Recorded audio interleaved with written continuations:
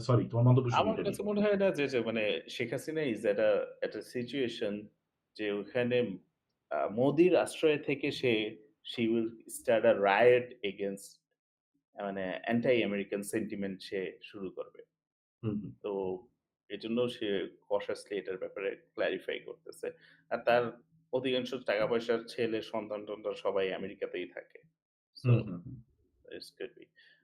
But আমি যেটা মনে করি যে ওটা লাইক ইমরান খান ইন পাকিস্তান।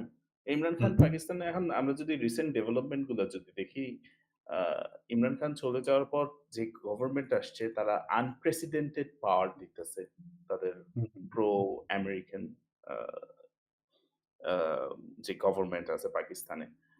তো these are some of the things মানে এই যে রাশিয়া ইউক্রেনের ওয়ার এর পর থেকে so Sheikh Hasina was always in the radar এ ছিল।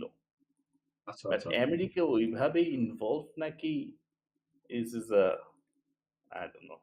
It's possibly no.